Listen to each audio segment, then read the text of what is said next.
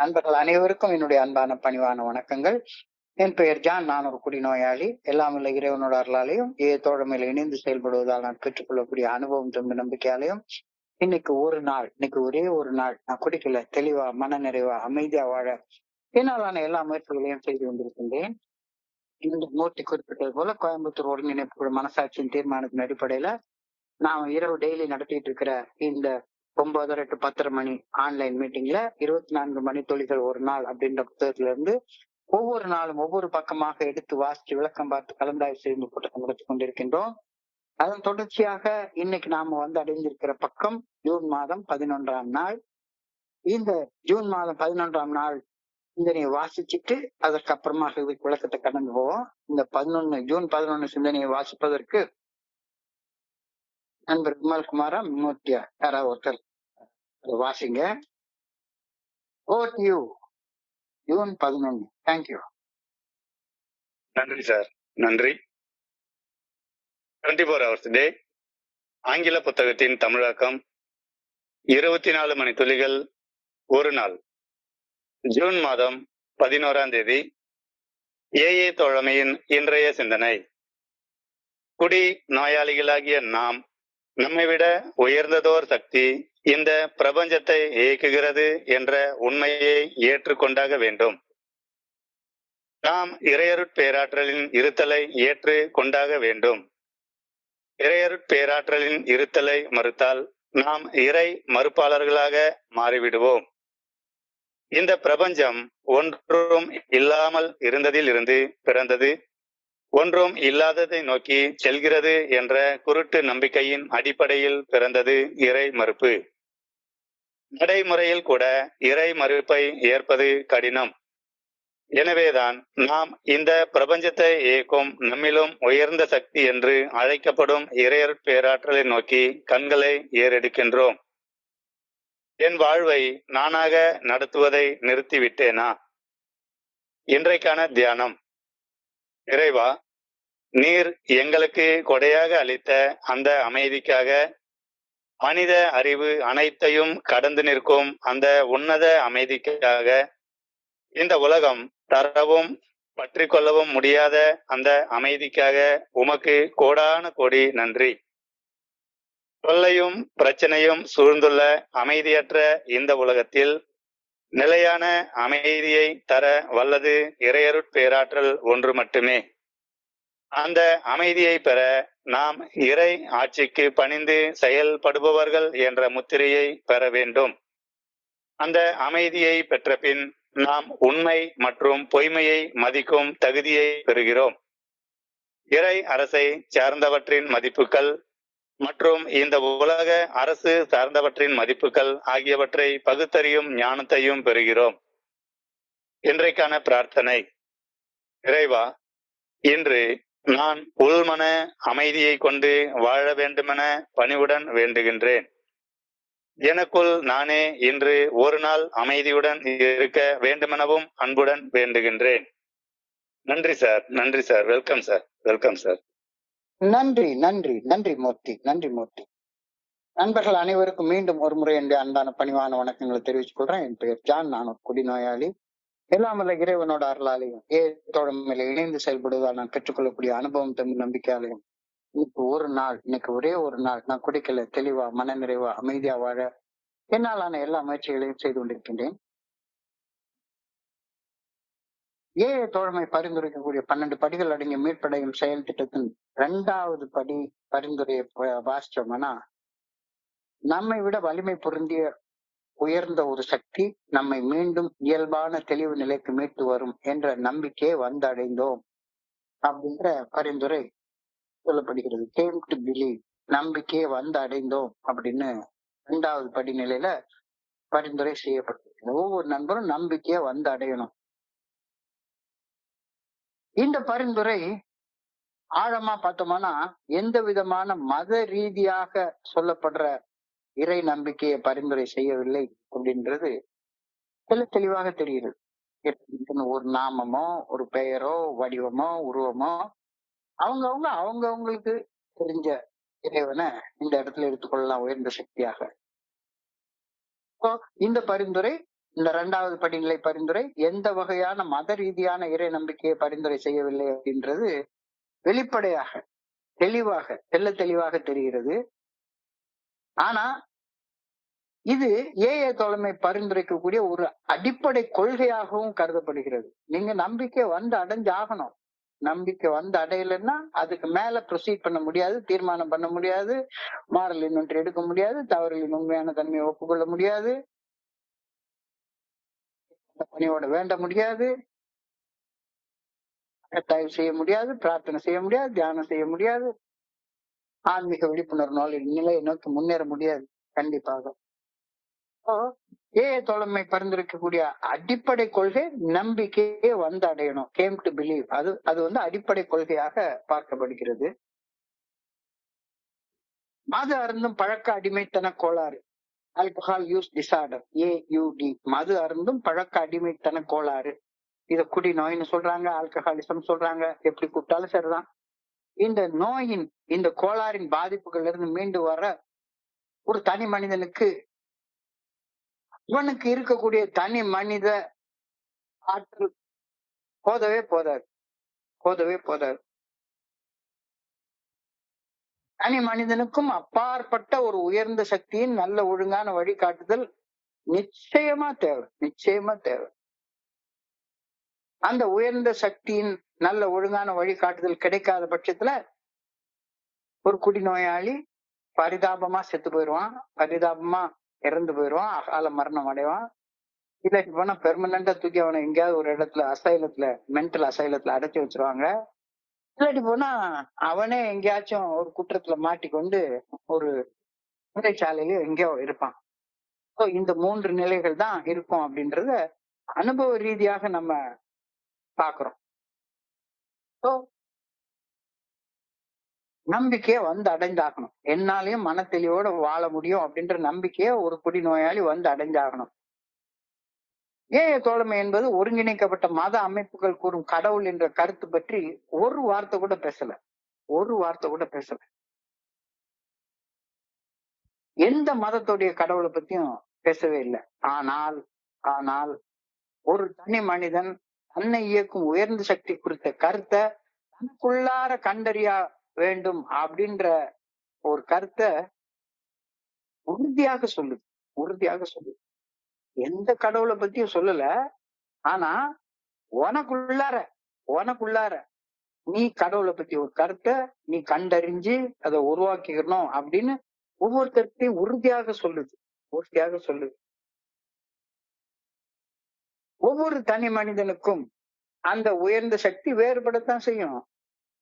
உலகத்துல 800 கோடி மக்கள் இருக்காங்க. 800 கோடி மக்கள் கடவுளை அவங்க கோணத்துலதான் பார்ப்பாங்க. 800 கோடி விதமான நம்பிக்கைகள் இருக்கும். ஒவ்வொரு தனி மனிதனுக்கும் உயர்ந்த சக்தி பற்றிய கருத்து நிச்சயமாக வேறுபட்டு தான் இருக்கும். சில பேரு ஏஏ தோழமையுடைய குழுவையே உயர்ந்த சக்தியாக எடுத்து குடிநோயின் பாதிப்புகள் இருந்து மீட்படைந்த மனிதர்களையும் நம்ம சாதாரணமா பாக்குறோம். எதை வேண்டுமானாலும் உன்னுடைய உயர்ந்த சக்தியாக எடுத்துக்கொள். ஆனால் அடைய வேண்டிய இலக்குன்றது எல்லாருக்கும் ஒண்ணுதான். கடந்து வரக்கூடிய பாதை வேறு வேறா இருக்கலாம், உருவான இடம் வேற வேறையா இருக்கலாம். அடைய வேண்டிய இலக்கு கடைசியா ஒரு நதி உருவாகி கடைசியில எல்லா நதிகளும் சமுத்திரத்துலதான் வந்து சங்கமிக்கிற மாதிரி வேண்டுமானாலும் உன்னுடைய உயர்ந்த சக்தியாக எடுத்துக்கொண்டு பயணத்தை ஆரம்பி. ஆனா அடைய வேண்டிய இலக்கு எல்லாருக்கும் ஒண்ணுதான். என்ன இலக்கு? மன தெளிவு, நிம்மதியாக நிறைவான வாழ்க்கை, ஆனந்தமான வாழ்க்கை. இது எல்லாமே ஒரு வார்த்தையில சொன்னா தன்னுணர்வு, ஆன்மீக விழிப்புணர்வு. இதுதான் இலக்கு எல்லாருக்கும், எல்லாருக்கும். அந்த இலக்கை அடையிறதற்கு 2வது படிநிலையில நீ வந்து உன்னுடைய மனித ஆற்றலை மட்டும் சார்ந்திருக்க முடியாது. உனக்கு அப்பாற்பட்ட ஒரு உயர்ந்த ஆற்றலை நீ கண்டுபிடிச்சுதான் ஆகணும் அப்படின்றத சொல்லிட்டாங்க. நம்முடைய தனி மனித சக்தி ஒண்ணுக்கும் பயன்படவில்லை, அது வேலைக்கு ஆகாது, அது வேலையே செய்யல அப்படின்ற உண்மையைத்தானே 100% முதல் படிநிலையில முழுமையாக ஒப்புக்கொண்டு விட்ட பின்னர் தான் 2வது படிநிலைக்கு யாரும் அடி எடுத்து வைக்க முடியும். என்னுடைய தனி மனித ஆற்றலால நான் மேலும் மேலும் அடிமட்டங்களை தொட்டுக்கிட்டே இருந்தேன் அப்படின்றத கடந்த 2 நாட்கள் சிந்தனைகளை நம்ம பார்த்தோம். என்னுடைய தனி மனித ஆற்றல் 10 பைசாவுக்கு பயன்படாது அப்படின்ற உண்மைய 100% முதல் படிநிலையில முழுமையாக ஒப்புக்கொண்டு விட்ட பின்னர் தான் 2வது படிநிலையில அடி எடுத்து வைக்கின்றோம். எனவே என்னை விட உயர்ந்த சக்தியும் நல்ல ஒழுங்கான வழிகாட்டுதலை தேட வேண்டிய அவசியம் முதல் படியிலேயே ஒப்புக்கொள்ளப்பட்டு விடுகிறது தானே. என்னால முடியல அப்படின்னா நீ என்னை விட உயர்ந்த சக்தியை நீ தேடித்தானே ஆகணும். என்னால முடியல அப்படின்றத ஒப்புக்கொண்டாதான் நீ 2வது படிக்கு ஏற முடியும்.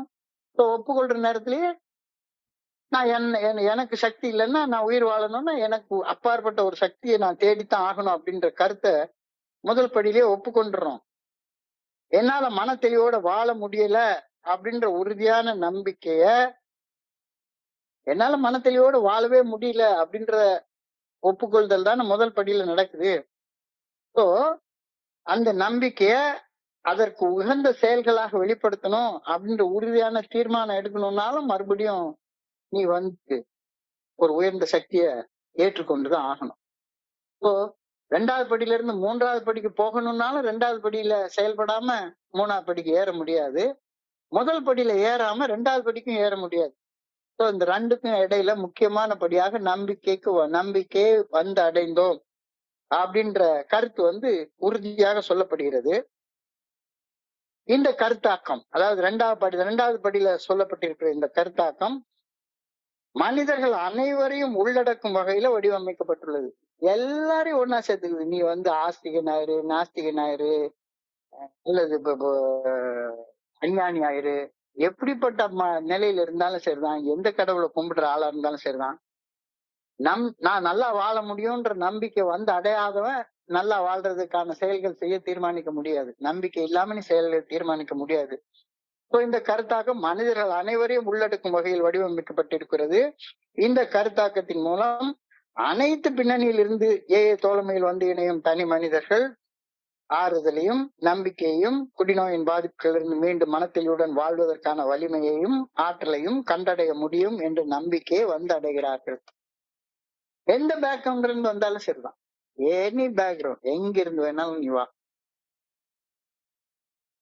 ஆனா நீ உன்னுடைய தனி மனித சக்தியின்மையை நீ ஒப்புக்கொள்ற நேரத்துல ஆட்டோமேட்டிக்கா அந்த இடத்துலயே நீ எனக்கு அப்பாற்பட்ட ஒரு உயர்ந்த சக்தியை தேடணும் அப்படின்ற தீர்மானத்துக்கு வந்துடுற.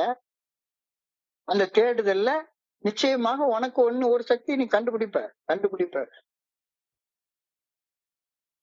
யாராக இருந்தாலும் சரிதான், நீ ஆஸ்திகனாயிரு, நீ எந்த மதத்தை சேர்ந்தவனாகவும் இரு, அல்லது மத நம்பிக்கை இல்லாதவனாகவும் இரு.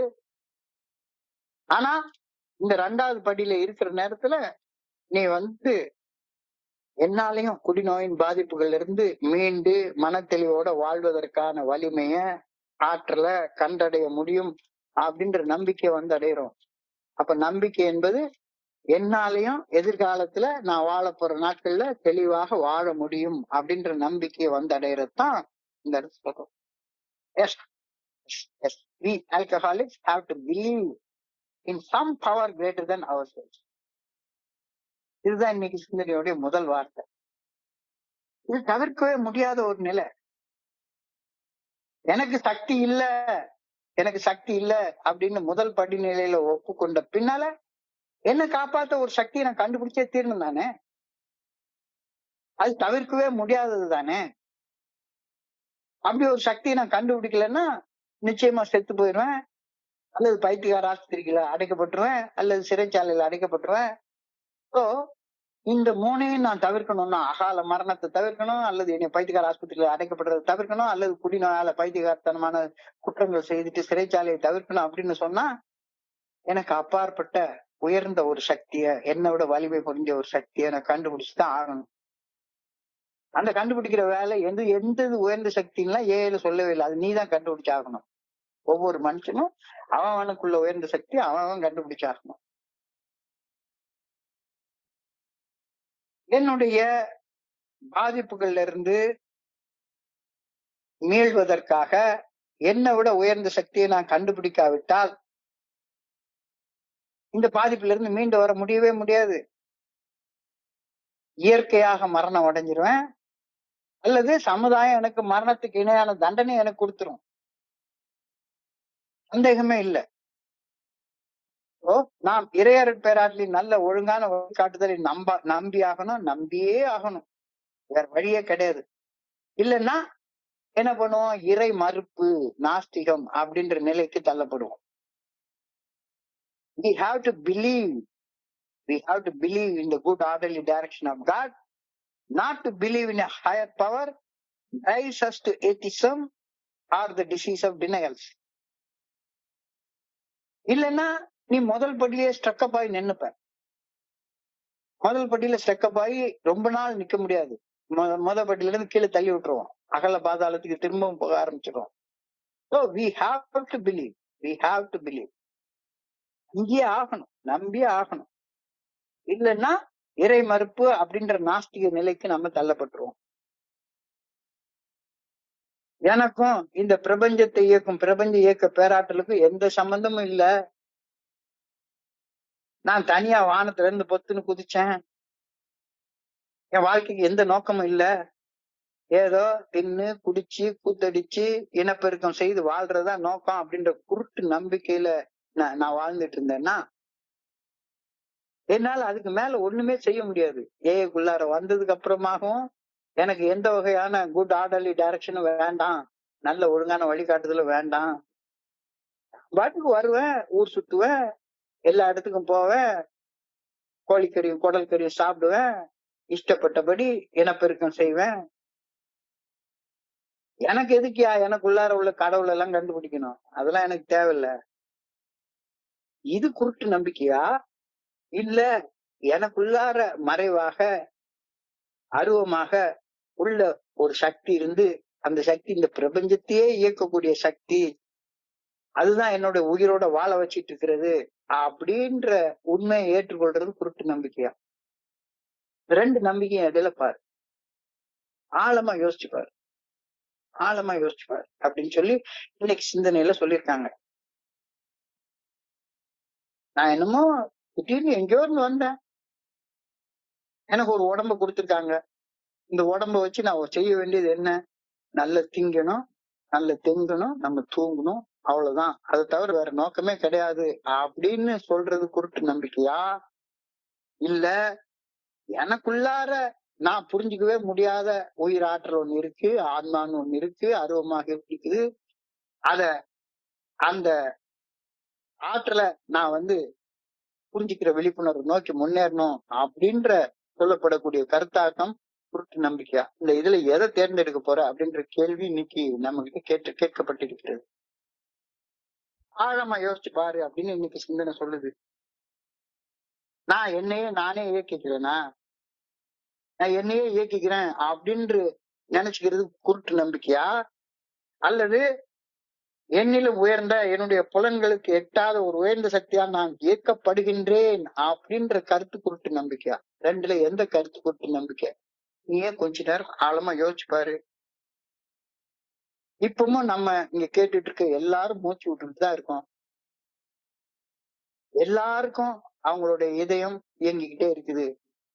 ஊட்ட மூச்சை நுரையீரல் உள்வாங்கி அதுல இருக்கக்கூடிய பிராண வாயுவை எடுத்து ரத்தத்தை சுத்தப்படுத்தி ரத்தத்துல இருக்கிற அழுக்குகளை எடுத்து கரியமல வாயுவாக வெளியேற்றிட்டே இருக்குது. நான் பேசுறத காதால எல்லாரும் கேட்டு மூளையால ப்ராசஸ் பண்ணி இன்னார் இன்ன பேசுறாரு. இது வெறும் சத்தம் இல்ல. இந்த மூளை நான் பேசுற ஒலிய ப்ராசஸ் பண்ணி இந்த கருத்தை இவர் சொல்றாரு அப்படின்னு மூளை ப்ராசஸ் பண்ணி ஏற்றுக்கொள்ளுது. இப்போ இந்த இயக்கங்களை எல்லாம் எனக்குள்ளார என்னுடைய மனித மூளையா செய்யுது, நானா செய்யறேன்? நானா செய்யறதுக்கு வாய்ப்பே இல்லை. என்னுடைய மூச்சு விடுறதையும் என்னுடைய இதய துடிப்பையும் நான் கட்டுப்படுத்தணும்ன்ற என்னுடைய மூளையால கட்டுப்படுத்தணும் அப்படின்ற கட்டளை எனக்கு கொடுக்கப்பட்டிருந்தா என்னைக்கோ ஒரு நாளைக்கு மறந்து போய் செத்து போயிருப்பேன். இப்போ எது குருட்டு நம்பிக்கை? இறையருட் பேராற்றல் என்ன இயக்குகிறது அப்படின்றது கரெக்டா? அல்லது நான் என்னையே இயக்கிக்கிறேன் அப்படின்ற அந்த நினைப்பு கரெக்டா? எது மூட நம்பிக்கை, எது குருட்டு நம்பிக்கை? கொஞ்ச நேரம் கண்ணை மூடி ஆழமாக யோசிச்சு பாரு. இறை மறுப்பு அப்படின்றது நடைமுறை யதார்த்தத்துல கூட சாத்தியம் கிடையாது. இறை மறுப்புன்றது நடைமுறை யதார்த்தத்துல கூட ஏத்துக்கொள்ள முடியாது. அந்த கருத்து சும்மா ஒரு ஏதோ ஒரு டைம் பாஸுக்காக நம்ம பேசிட்டு அலையலாம். இல்லாட்டி போனா கடவுள் என்னை இயக்குறார், எனக்குள்ளார அருவமாக மறைவாக உள்ளிருந்து என்னை இயக்குகின்றார் அப்படின்ற உண்மையை தவிர நானே என்னை இயக்குகிறேன் அப்படின்ற கருத்து எப்படி சரியானதாக இருக்க முடியும்? சோ என்னை விட உயர்ந்த ஒரு சக்தியின் மீதான நம்பிக்கையின்மையே இறை மறுப்பின் அடிப்படை. அதானே இறை மறுப்பு. நாஸ்தியத்தின் அடிப்படை என்ன?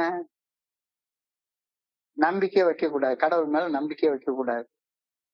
இறை மறுப்பு என்பது இறைவனை ஒரு வடிவமாக, ஒரு உருவமாக, ஒரு நாமமாக மறுப்பது அப்படின்றதையும் தாண்டி இப்படி ஒரு உயர்ந்த சக்தியே இல்ல அப்படின்னு மறுத்து நிராகரிக்கிறதுன்னா அதைத்தானே குருட்டு நிராகரிப்புன்னு நிச்சயமாக சொல்ல முடியும்.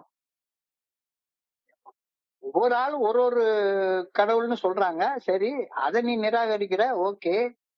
ஆனா என்னைய நானே இயக்கிக்கிறேன், என்னை விட உயர்ந்த ஒரு சக்தியே இல்ல அப்படின்னு அந்த கருத்தாக்கத்தையே நிராகரிக்கிறது ஒரு குருட்டு நிராகரிப்பா? கொஞ்சம் ஆழமாக யோசிச்சு பாரு.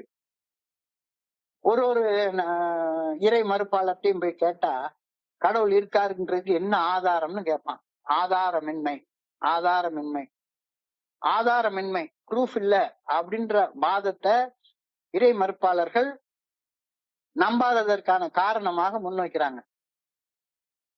என்ன பொறுத்தவரை மனிதன் உட்பட உயிருள்ள எல்லாத்துக்குள்ளாரையும் அருவமாக மறைவாக இருக்கக்கூடிய ஒரு ஆற்றல் இருக்குது. அப்படி ஆற்றல் ஒண்ணு இல்லவே இல்லை அப்படின்றதான் ஆதாரமற்ற நிலையாக நான் பாக்குறேன். ஒரு சாதாரண சின்ன விதையை போட்டு எடுத்தா அது வளர்ந்துட்டே இருக்குது, ஒரு பெரிய ஆலமரமா வளருது. இத்தனோண்டு விதைக்குள்ளார அவ்வளவு பெரிய ஆலமரம் இருக்குது, உயிரோட இன்னைக்கு நின்று வளர்ந்துட்டே இருக்குது. நான் உண்மையிலே கொடைக்கானல் எல்லாம் போற நேரத்துல, ஊட்டி இந்த கொடைக்கானல் எல்லாம் போற நேரத்துல சில மரங்களுக்கு கீழே நின்று பார்ப்பேன். எப்பாடியோ எவ்வளவு பெருசா வளர்ந்துருக்கு, எத்தனை 1000 வருஷங்களாக நிக்குது. சில மரங்கள்லாம் உயிரோட உயிரோட நிக்குது. இதுக்கெல்லாம் ஆதாரமே இல்லை அப்படி சொன்னா அது எப்படி? ஆதாரமின்மை அப்படின்ற வார்த்தைய இறை மறுப்பின் காரணமாக சொல்றது ஏற்றுக்கொள்ள முடியாது. அறிவியல் சார்ந்த மற்றும் பகுத்தறிவு சார்ந்த அணுகுமுறைகளின்படி பார்த்தாலும் கூட உயிராற்றலை மறுக்கிறதுக்கு காரணமே இல்லை. உயிராற்றலை மறுக்கிறதுக்கு காரணமே கிடையாது. புரிஞ்சு கொள்ள முடியலன்னு சொல்லு, பரவாயில்ல. ஆனா இல்லவே இல்லை அப்படின்னு சொல்றதுக்கு என்ன? என்னை விட உயர்ந்த சக்தின்னு ஒண்ணு இல்லவே இல்லை அப்படின்னு மறுக்கிறதுக்கு எந்த காரணமும் கிடையாது. அப்ப நாத்திகம் என்பது என்ன பண்ணுது? நம்பிக்கை இன்மைக்கு வழிவகுக்குது. நான் இனிமே நல்லா இருக்கவே முடியாது, 1வது ஸ்டெப்ல நான் நல்லா இல்லை அப்படின்றத ஒப்புக்கொள்றப்ப 2வது ஸ்டெப்ல நம்பிக்கையை அடையிறதுக்கு தடையாக இந்த இறை மறுப்பு வாதம் குறுக்க நிக்குது. அந்த இறை மறுப்பு வாதத்தை உடைச்சிட்டு வெளியே வா. என்னை பொறுத்தவரை தெய்வீகமான ஆளும் ஒரு சக்தியை உயிராற்றல் அப்படின்னு நான் சொல்றோம். இந்த உயிராற்றலுக்கு ஒரு பேரு, உருவம், வடிவம் அதெல்லாம் நீ நம்புன்னு சொல்லவே இல்லை. ஆனா அந்த ஆற்றலே இல்ல அப்படின்னு உன்னால மறுக்க முடியாதுதானே? என்ன எனக்குள்ளார மறைவாக ஒரு உயர்ந்த சக்தி இயக்குது அப்படின்ற உண்மைய 100% ஏற்றுக்கொள்றோம். 100% ஏற்றுக்கொள்றப்ப இயற்கையாக நம்பிக்கை நமக்கு நம்பிக்கையை அடைகின்றோம். நாம் நம்மளாலும் நல்லா வாழ முடியும் அப்படின்ற நம்பிக்கை அடைகிறோம். என்னுடைய குருஜி அழகா சொல்லுவாரு, உண்மையை ஏற்றுக்கொள்றதுன்றது வேற, நம்பிக்கையை அடைகிறதுன்றது வேற. உங்ககிட்ட 2 கைகள் இருக்கா அப்படின்னு சொல்லி கேட்டா, யாராச்சும் ஒருத்தங்க எனக்கு 2 கைகள் இருக்குன்னு நான் நம்புறேன் அப்படின்னு சொன்னா அவனை என்னன்னு சொல்லுவான்? 2 கைகள் இருக்கிறது உண்மை, உண்மையை ஏற்றுக்கொள்ளு. நீ உயிரோட இருக்கிறியான்னு கேட்டா என்னன்னு சொல்லணும்? நான் உயிரோட இருக்கேன் நம்புறேன்னு யாராவது சொல்லுவாங்களா? நான் உயிரோட இருக்கிறேன், ஏன்னா அதான் உண்மை. உண்மைய அப்படியே உள்ளது உள்ளபடி ஏற்றுக்கொள்றான். அது மாதிரி உன்னை விட உயர்ந்த ஒரு சக்தி இருக்குதா அப்படின்னு சொல்லி கேட்டா இருக்குது. அவ்வளவுதான். என்னை விட உயர்ந்த சக்தி இருக்குன்னு நான் நம்புறேன் அப்படின்னு சொல்றது அந்த உண்மையை மறுக்கிற மாதிரி ஆகி போயிடும். அப்ப என்னை விட உயர்ந்த சக்தி இருக்கிறத உறுதியாக நான் ஏற்றுக்கொள்கின்றேன், 100% சந்தேகமே இல்லாம ஏற்றுக்கொள்கின்றேன் அப்படின்னு சொல்ற நேரத்துல எனக்குள்ளார ஒரு நம்பிக்கை வருது பாத்தீங்களா? ஏற்றுக்கொள்தல்ல. இறை மறுப்புல நம்பிக்கையின்மை உருவாகும். இறையருள் பேராற்றலை ஏற்றுக்கொள்ளும் போது நம்பிக்கை உள்ள உண்டாகும். நம்பிக்கை உள்ள உண்டாகும். So, have I stopped trying to run my own life? நான் தான் என்னைய நடத்திட்டு இருக்கேன், என்னோட உயர்ந்த சக்தி எல்லாம் ஒண்ணும் கிடையாது அப்படின்னு இன்னமும் சொல்லிட்டு திரியுறேன்னா, இன்னைக்கு கேள்வி அதைத்தான் கேட்டிருக்காங்க. தான் தோன்றித்தனமாக மனம் போன போக்குல, என் சித்தம் போன போக்குல, என் சித்தம் போற போக்கு தான் கடவுள் என்னை அழைச்சிட்டு போற போக்கு, சித்தம் போக்கு, செவம்போக்கு அப்படின்னு எண்ணி வாழ்ந்துட்டு இருக்கிறது நிறுத்திட்டேனா? இல்ல, இன்னமும் அதே மாதிரிதான் என் பாட்டுக்கு கடவுள்னு ஒருத்தர் எல்லாம் கிடையாதுப்பா. இறையருள் பேராற்றலாச்சு, வெண்ணையாச்சு, விளக்கெண்ணையாச்சு அதெல்லாம் கிடையாது. நான் என் மூளையால தான் என் வாழ்க்கையை நடத்த போறேன் அப்படின்னு இன்னமும் சிந்திச்சுக்கிட்டு இருந்தேன்னா, மறுத்து கொண்டிருந்தேன்னா, இன்னைக்கு தியானத்துக்கு கடந்து போ. இன்னைக்கு தியானத்துக்கு கடந்து போ. அமைதி இறையருள் பேராற்றலின் நல்ல ஒழுங்கான வழிகாட்டுதலுக்கு பணிந்து செயல்படுவதால் கிடைக்கப்பெறக்கூடிய ஒரு மாபெரும் கொடை அமைதி. Peace, peace, peace. மன அமைதி. உள்ளுக்குள்ளார போராட்டம் இல்லாம, கொந்தளிப்பு இல்லாம, தடுமாற்றம் இல்லாம அமைதியா இருக்கிறது அப்படின்றது இறைவனுக்கு பணிந்து செயல்படுவதால கிடைக்கக்கூடிய பரிசு. அமைதியை வேற எப்படியும் பெறவே முடியாது. வேதத்தில் காணப்படக்கூடிய ஒரு வசனம், வேதத்துல காணப்படக்கூடிய வசனம், கடவுள் சொல்றாரு, அமைதியை உங்களுக்கு விட்டு செல்கின்றேன், என் அமைதியை உங்களுக்கு அளிக்கின்றேன். நான் தரும் அமைதி உலகம் உங்களுக்கு அளிக்க முடியாத ஒரு அமைதி. அந்த அமைதியை உணர்ந்த பின் நான் கொடுக்கக்கூடிய அமைதியை நீங்க உணர்ந்து கொண்டதற்கு அப்புறமாக இந்த உலகம் அந்த அமைதியை உங்ககிட்ட இருந்து பறித்து கொள்ள முடியவே முடியாது அப்படின்ற ஒரு வார்த்தை ரொம்ப ஒரு ஆழமான அர்த்தமுள்ள ஒரு வார்த்தை வேதத்துல சொல்லப்பட்டிருக்கு. அதுல கவனத்தை குவிச்சு இன்னைக்கு தியானிக்க சொல்லியிருக்காங்க. அமைதி, பீஸ். அமைதி இறையருள் பேராற்றலின் நல்ல ஒழுங்கான வழிகாட்டுதல் மனசாட்சியின் மூலமாக வெளிப்படுத்தப்படுகின்றது என்ற உண்மையை நான் முதலாக உறுதியாக நம்பணும். இறைவனுடைய நல்ல ஒழுங்கான வழிகாட்டுதலுக்கு பணிந்து செயல்படுவதால் மட்டும்தான் என் மனசுக்குள்ளார அமைதி உருவாகும். அப்படி ஒரு தடவை அந்த அமைதி உருவாயிடுச்சுதானா அதுக்கப்புறமா எந்த மனுஷனும் அந்த அமைதியை என்கிட்ட இருந்து பிரிச்சு எடுத்துக்க முடியவே முடியாது. நானா இறைவனுக்கு பணியாம செயல்பட்டா மட்டும்தான் அந்த அமைதி என்கிட்ட இருந்து போகும். இறைவனுக்கு பணிஞ்சு இறைவனுடைய நல்ல ஒழுங்கான வழிகாட்டுதல் மனசாட்சியின் மூலமாக வெளிப்படுத்தப்படுகின்றது அப்படின்றத நம்பி மனசாட்சி உறுத்துற செயல்களை செய்யாமலும் மனசாட்சி சரின்னு சொல்ற செயல்களை செஞ்சும் வாழ்றப்ப எனக்குள்ளார உருவாகுது பாருங்க ஒரு அமைதி. இந்த அமைதிய இந்த உலகத்துல இருக்கிற எவனாலையும் என்கிட்ட இருந்து எடுக்க முடியாது. நான் தரும் அமைதி, அதாவது கடவுளுடைய வார்த்தை சொல், நான் தரும் அமைதி. அதாவது வேதத்துல எல்லாத்துலயும் உள்ள ஒரு பெரிய விஷயம் என்னன்னா கடவுளை ஒரு பர்சனாலிட்டியா பாக்குறாங்க. அந்த பர்சனாலிட்டியில இருந்து இறையருள் பேராற்றல் தரும் அமைதி. நான் இறைவன்றது இறையருள் பேராற்றல்ன்றேன், அல்லது இறைவன் சொன்னாலும் சரிதான். இறைவன் நமக்கு நேரடியாக பேசக்கூடிய வார்த்தைகள் தான் வேதத்துல எழுதப்பட்டிருக்கிறது. அந்த வேதத்துல எழுதியிருக்கு, நான் தரும் அமைதியை மனிதரால் தர முடியாது. நான் தரும் அமைதியை பெற்றுக்கொண்ட பின் எந்த மனுஷனும் அந்த அமைதியை உங்ககிட்ட இருந்து பறிச்சுக்க முடியாது. உண்மையை உறுதியாக நம்பும் போது இறையருள் பேராற்றல் தரும் அமைதி எப்படி கிடைக்கின்றது என்பதை புரிந்து கொள்வது மிக மிக அவசியம். இறையருள் பேராற்றலின் நல்ல ஒழுங்கான வழிகாட்டுதல் என்னுடைய மனசாட்சியின் மூலமாக வெளிப்படுத்தப்படுகின்றது என்பதை நான் உறுதியாக நம்ப வேண்டும். Voice of the good orderly direction of God is expressed through my conscience. This is the truth which I must never deny. மறுக்கவே கூடாது. I must accept this truth. இந்த உண்மையை நான் நம்பணும். இந்த உண்மையை நம்பி அணிந்து மனசாட்சி உறுத்தும் செயல்களை செய்யாமலும் மனசாட்சி சரின்னு சொல்லக்கூடிய செயல்களை செய்தும் வாழ்பவருக்கு இறையர் பேராற்றல் வழங்கும் அமைதி அருளப்படுகின்றது. வேற யாருக்கும் அந்த அமைதி கிடைக்காது. இந்த அமைதியை பெற வேற வழியே கிடையாது. இந்த அமைதியை பெற்ற மனிதர்கள் அதை பெற்ற பின் அதை இழக்க மாட்டார்கள். இது தியானத்துக்காக கொடுக்கப்பட்டிருக்கிற வார்த்தைகள். இந்த வார்த்தைகள்ல கவனத்தை ரொம்ப ஆழமாக குவிச்சு சிந்திக்க நாம் அழைக்கப்படுகின்றோம்.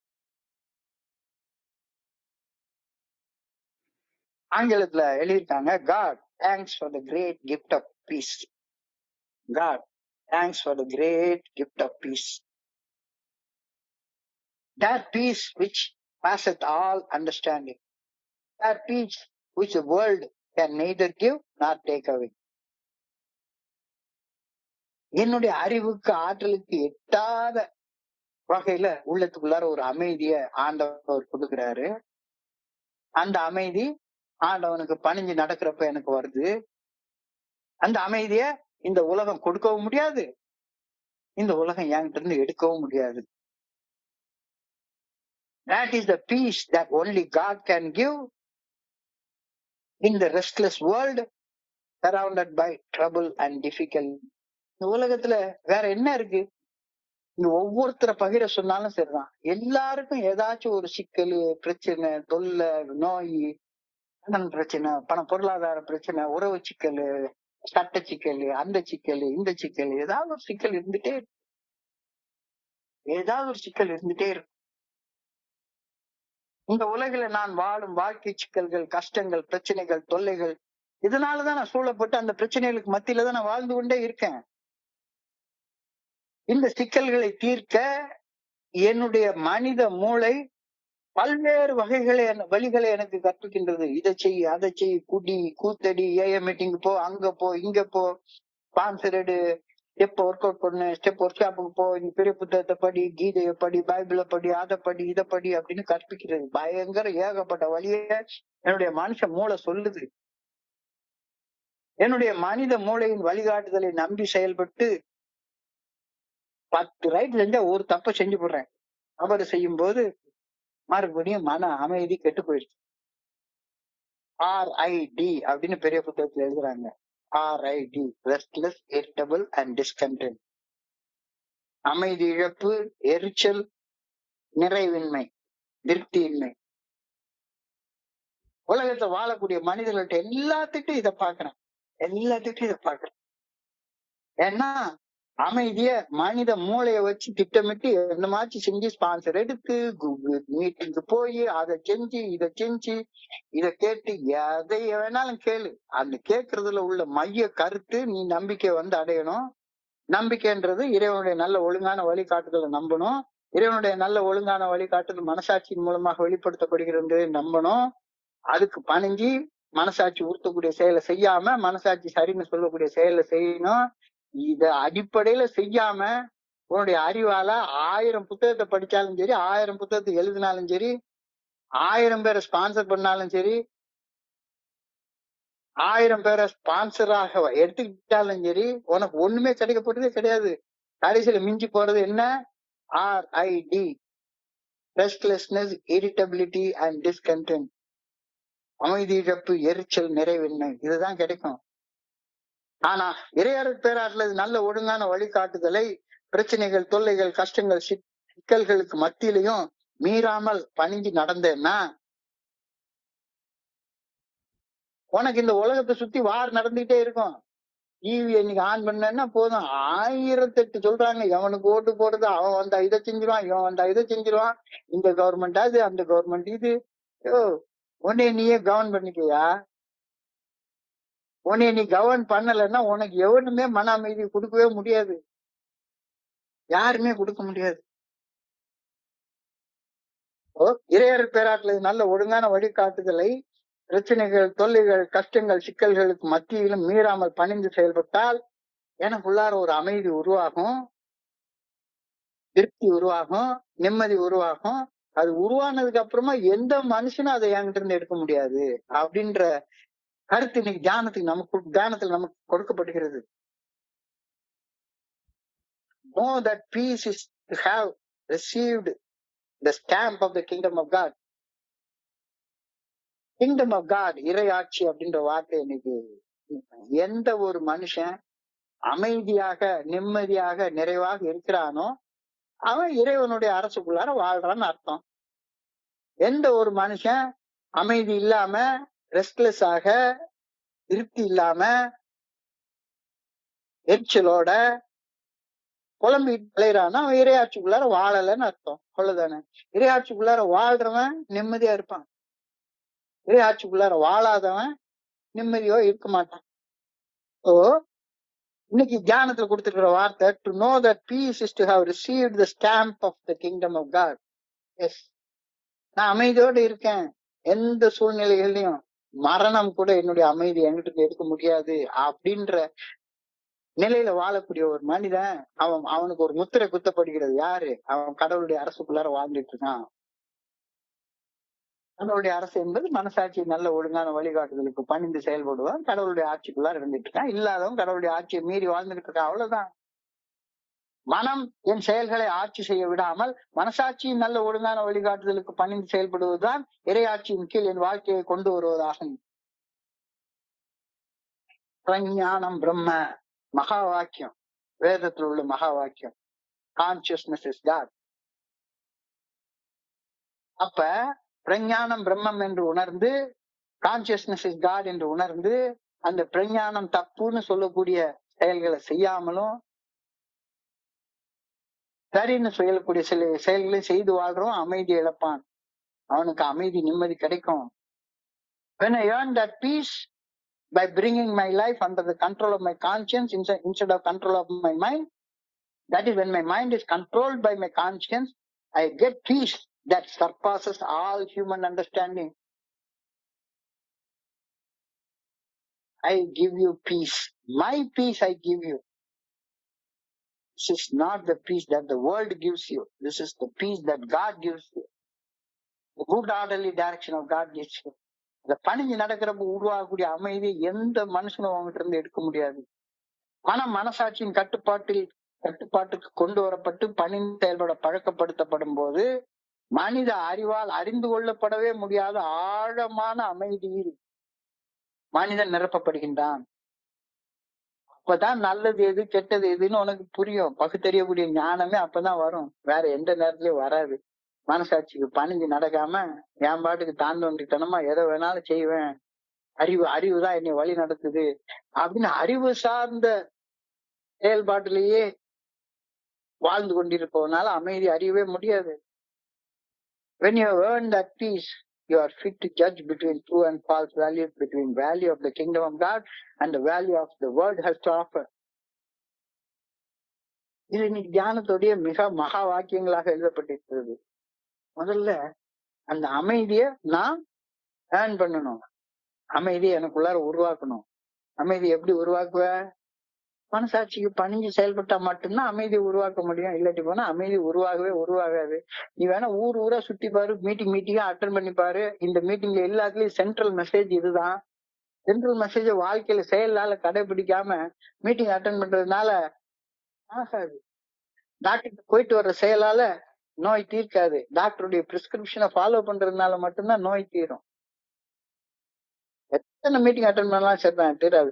நன்மையும் தீமையும் நாடி நலம் புரிந்த தன்மையால் ஆளப்படும். இறையாட்சிக்கு திருவள்ளுவர் சொல்லக்கூடிய வார்த்தை. நன்மையும் தீமையும் நாடி நலம் புரிந்த தன்மையால் ஆளப்படும். செயல்களின் நன்மை தீமை மனித மூளையால் ஒரு நாளும் கற்பிக்கப்பட முடியவே முடியாது. மனசாட்சி நல்ல ஒழுங்கான வழிகாட்டுதலால் ஒரு செயல் செய்வதில் உள்ள நன்மையையும் தீமையையும் பகுத்தறிந்து அதன் பின் நன்மையான செயல்கள் செய்வதால் விளையக்கூடிய நலம் புரிந்த தன்மை, அதாவது அமைதி, மன அமைதியை புரிஞ்சு கொண்டு அதன்படி உன்னுடைய மனம் ஆளப்படட்டும். நலம் புரிந்த தன்மையால் ஆளப்படும். இறைவனால நீ ஆளப்படுவ. That is the kingdom of God. Thy kingdom come அப்படின்னு அடிக்கடி அந்த வார்த்தையை வேதத்துல சொல்றாங்க. Thy kingdom come. Thy will be done. உமது ஆட்சி வரட்டும். என்னுடைய விருப்பம் இல்லை, உம்முடைய விருப்பம் நிறைவேறட்டும். உம்முடைய விருப்பம் மனசாட்சியின் மூலமாக வெளிப்படுத்தப்படுகின்றது, கான்சியஸ்னஸ் மூலமாக வெளிப்படுத்தப்படுகின்றது. அந்த கான்சியஸ்னஸ்க்கு பணிஞ்சு செயல்படுறப்ப நான் உம்முடைய சுத்தத்தை நிறைவேற்றுகின்றேன். I pray today that I may have that inner peace. இன்று என் மனம் அமைதியால் நிரம்பி இருக்க வேண்டும் என ஆண்டவா உண்மை பணியோடு வேண்டிக் கொள்கின்றேன். I pray that today I may be at piece with my self. எனக்குள் நானே இன்று அமைதியோடு இருக்கணும் அப்படின்னு வேண்டிக்கிறேன் அப்படின்னு ஒரு அழகான பிரேயரோட கொடுத்துருக்காங்க. ஸோ இன்றைய சிந்தனைகளை சுருக்கமாக பார்த்தோம்னா, நம்பிக்கை வந்து அடைந்தோம், நம்பிக்கை வந்து அடைந்தோம். இந்த நம்பிக்கைன்றது பேராற்றல் என்ற பிரபஞ்ச இயக்க பேராற்றல் என்னையும் இயக்குது, இந்த பிரபஞ்சத்துல உள்ள எல்லாத்தையும் இயக்குறதோடு சேர்த்து என்னையும் இயக்குது அப்படின்ற உண்மையை ஏற்றுக்கொள்ளும் போது உள்ளத்துக்குள்ளார உருவாகக்கூடிய ஒரு மன உறுதி, உள் உறுதி, அந்த உள் உறுதி காண்பதுலதான் நான் உயரத்துக்கு போக முடியும். தோழமை ஒருங்கிணைக்கப்பட்ட மத அமைப்புகள் கூறும் கடவுள் அப்படின்றது பத்தி எல்லாம் சொல்லவே இல்லை. உன்னிலும் உயர்ந்த சக்தி, உன்னிலும் உயர்ந்த சக்தி உன்னை உயர்த்துகின்றது அப்படின்றத ஏற்றுக்கொள்ளும் போது உனக்கு ஒரு நம்பிக்கை நீ வந்து அடையிறல்ல, அந்த நம்பிக்கைக்கு பேர் தான்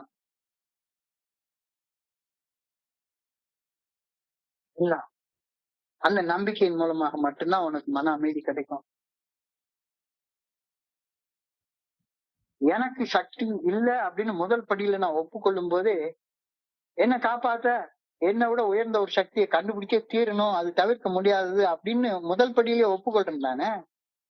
நான் கண்டுபிடிக்கலன்னா செத்து போயிடுவேன். இல்லாட்டி போனா இந்த உலகம் என்னைய பிடிச்சு கொண்டு ஏதாவது பைத்தியக்கார ஆஸ்பத்திரிலயோ அல்ல சிறைச்சாலையோ அடைச்சிரும். இது ரெண்டு தானே நடக்கும். அப்ப நாம் இறையர் பேராற்றலின் நல்ல ஒழுங்கான வழிகாட்டுதலை நம்பணும், நம்பணும், நம்பணும், நம்பியே தீரணும். இல்லைன்னா இறை மறுப்பு அப்படின்ற இடத்துக்கு போயிடுவோம். இறை மறுப்பு என்னை நம்பிக்கை இன்மை அப்படின்ற இடத்துக்கு கொண்டு போயிடும். நம்பிக்கை இன்மைனா நான் 2வது படியிலேயே ஸ்ட்ரக்கப் ஆகி நின்றுவேன்.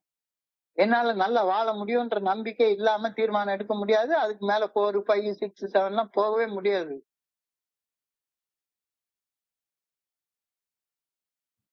நான் என்னையே இயக்குறேனா அல்லது என்ன எனக்கு அப்பாற்பட்ட ஒரு சக்தி இயக்குதா? அவ்வளவுதான் கேள்வி. என்னைய நான் இயக்குகிறேனா? இல்ல. I stop trying to run my life. நானே என்னுடைய வாழ்க்கையை இயக்குறேன்னு தான் தோன்றித்தனமாக இன்னமும் வாழ்ந்துட்டு இருந்தேன் அப்படி சொன்னா இன்னைக்கான தியானத்தை கடந்து போ. அமைதி எப்படி வரும்? இந்த இந்த ஒரு சிந்தனையை மட்டும் ரொம்ப ஆழமாக என்னுடைய குருஜி அடிக்கடி சொல்லுவார்.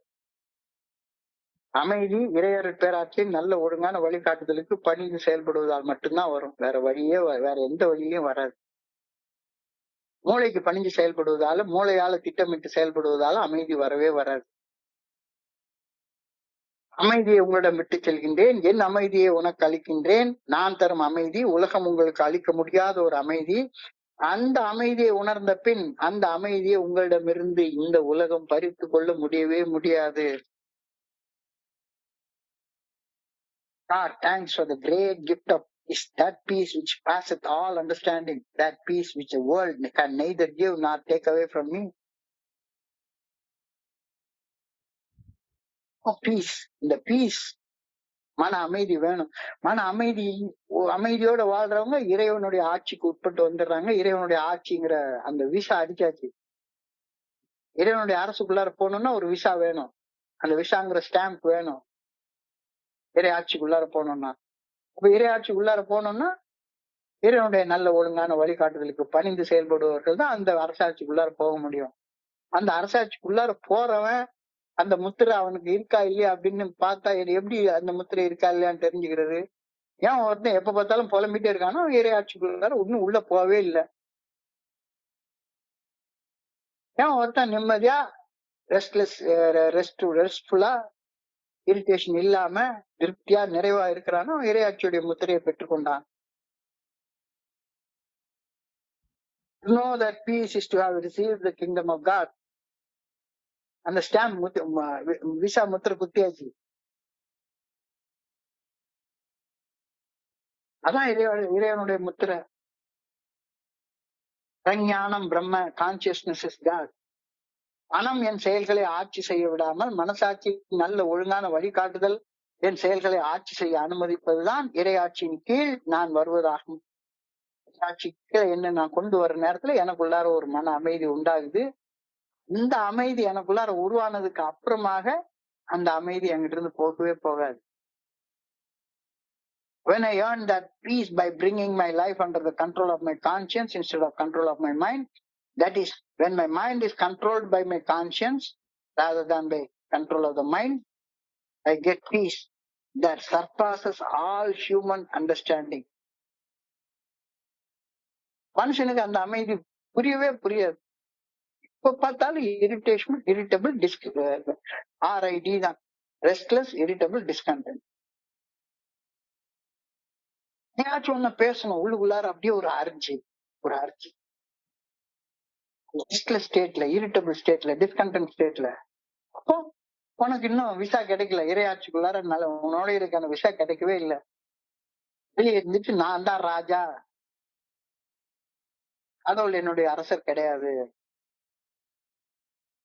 அப்படின்னு நான் டிக்ளேர் பண்றேன். When you have earned that peace, you are fit to judge between true and false values, between values of the kingdom of God and the values of the world that has been there. இந்த உலக பிரகாரமான காரியங்கள், இறையர் பேராற்றல் எனக்கு கொடுக்கக்கூடிய அமைதி, இந்த ரெண்டுக்கு இடையில உள்ள வித்தியாசத்தை நீ புரிஞ்சுக்கோ. அப்போ உலகம் கொடுக்கக்கூடிய அமைதியை நீ பெற்றுக்கொள்ளணும்னா இது எல்லா இடத்துலயும் உள்ள சென்ட்ரல் மெசேஜே இதுதான். தேர்ட் ஸ்டெப்புக்கு நீ போகணும். இறைவனுக்கு பணிஞ்சு செயல்பட ஆரம்பிக்கணும். இறைவன் தன்னுடைய தீர்மானங்களை மனசாட்சியின் மூலமா வெளிப்படுத்துகின்றார். இப்ப மனசாட்சிக்கு பணிஞ்சு நடக்கிறதா இறைவனுக்கு பணிஞ்சு நடக்கிறது. இப்ப மனசாட்சிக்கு பணிஞ்சு நடந்து இறைவனுக்கு பணிஞ்சு நடக்க ஆரம்பிச்சுட்டா உள்ளத்துக்குள்ளார ஒரு அமைதி உண்டா. அந்த அமைதிய அதுக்கு அப்புறமாக எந்த மனுஷனும் எடுக்க முடியாது. நன்மையும் தீமையும் நாடி நலம் புரிந்த தன்மையால் ஆளப்படும். நலம் புரிந்த தன்மையான மன அமைதியோட வாழக்கூடிய நிலை. எது எனக்கு மன அமைதியை கொடுக்குமோ அதை ஆராய்ஞ்சு பார்த்து மன அமைதியை கொடுக்கக்கூடிய செயல் நன்மையான செயல், மன அமைதியை கெடுக்கக்கூடிய செயல் தீமையான செயல். மன அமைதியை கொடுக்கக்கூடிய நன்மையான செயலை செய்து வாழ்றதுதான் இறை ஆட்சிக்கு உட்பட்டு வாழ்றது. நன்மையும் தீமையும் நாடி நலம் இந்த தன்மையால் ஆளப்படும். செயல்களின் நன்மை தீமை மனித மூளையால் ஒரு நாளும் அறியப்பட மாட்டாது. மனசாட்சி நல்ல ஒழுங்கான வழிகாட்டுதல் ஒரு செயல் செய்வதில் உள்ள நன்மையை தீமையை பகுத்தறிகின்றது. அதன் பின் பகுத்தறிஞ்ச பின் நன்மையான செயல்கள் விளைய வைக்கும் அந்த நலம் புரிந்த தன்மை மன அமைதிய புரிஞ்சுக்கிட்டு மனசாட்சியால ஆள அனுமதிக்க வேண்டும். அப்பதான் அந்த ஸ்டாம்ப் குத்தப்படும், நான் இறைவனுடைய ஆட்சிக்குள்ளார் நான் வந்துட்டேன் அப்படின்ற ஸ்டாம்ப் குத்தப்படும். இந்த ஸ்டாம்ப் குத்தப்பட்டுட்டா அதுக்கப்புறமா நீ பீஸ்ஃபுல்லா எப்பவுமே இருந்துட்டு பீஸ்ஃபுல்லா நீ கண்ணை மூடிடுவ. I pray today that I may have that inner peace. I pray today that I may be at peace with myself. இன்று என் மனம் அமைதியால் நிரம்பி இருக்க வேண்டும் என வேண்டுகின்றேன். எனக்குள் நானே இன்று ஒரு நாள் அமைதியோடு இருக்க வேண்டும் எனவும் வேண்டுகின்றேன். மிக அழகான ஆழமான சிந்தனை, தியானம், பிரார்த்தனை. இன்றைய சிந்தனையை படிக்கிறப்ப என் மனதை கடல் சென்ற சிந்தனைகளை உங்களோட பகிர்ந்து கொள்ள இந்த நல்ல வாய்ப்பு உருவாக்கி கொடுத்த இந்த குழுவிற்கு என்னுடைய மிக பணிவான நன்றிகளை தெரிவித்துக் கொள்றேன். பொறுமையாக கேட்ட ஒவ்வொரு நண்பருக்கும் என்னுடைய பணிவான நன்றிகள். இந்த இரவு பொழுது நண்பர்களுக்கு இனிமையான இரவாக அமைய இறைவனை பணிவோட வேண்டிக் கொள்கின்றேன். நன்றி நன்றி நன்றி நன்றி நன்றி நன்றி நன்றி. வாழ்க வையகம், வாழ்க வளமுடன்.